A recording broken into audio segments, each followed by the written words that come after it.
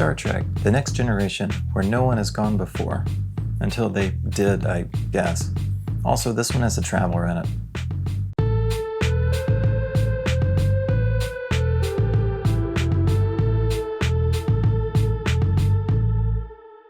Starfleet has sent a warp drive specialist named Kaczynski to perform some experimental upgrades onto the Enterprise.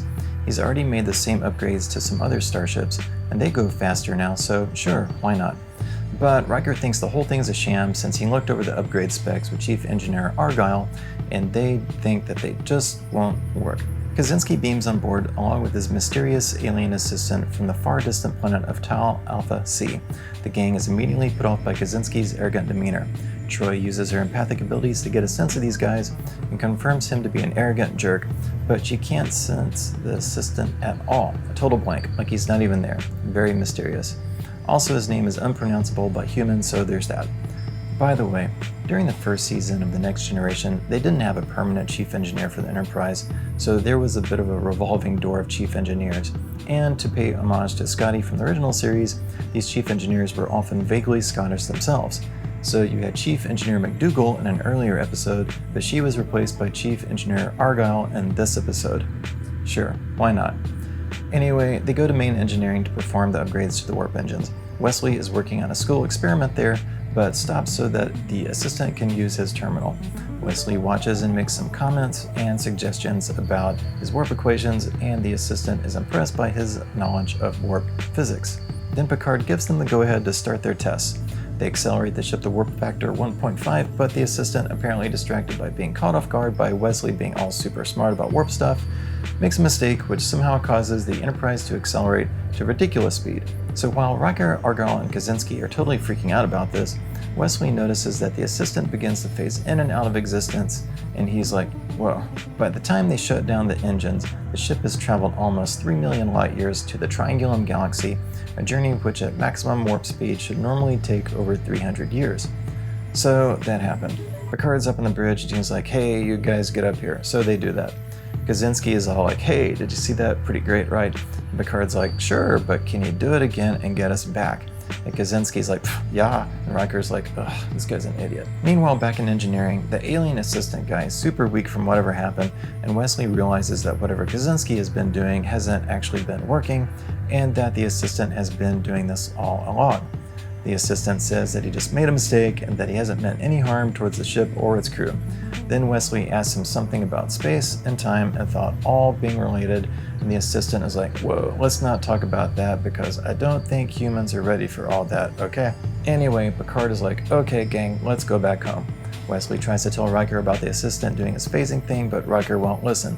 So they turn the ship around and try it again, and the assistant still can't get it right and starts phasing again, but this time Riker sees it happening too. And the Enterprise goes beyond ridiculous speed and into ludicrous speed. By the time they stop the ship, they ended up going 1 billion light years in the opposite direction and end up in a blue swirly place with lights and stuff flying all around where no one has gone before. For specific values of 1 anyway. So they're in this weirdo place in the universe and everyone starts hallucinating space pigs and cats and generally having freakouts because they're in a place where space and time and thought are all connected, and so it's super dangerous and awkward for people who can't control their thoughts. By this time, everyone else has figured out that the assistant is the one who got them there, not Kaczynski, but he's totally exhausted and super weak. So Dr. Crusher is trying to treat his condition while Picard tries to get info out of him. He explains that he's a traveler, a member of an advanced species from another plane of existence, and he's just passing through to observe primitive humanity, and that he didn't mean to make a mess of things. But I mean, come on, advanced species?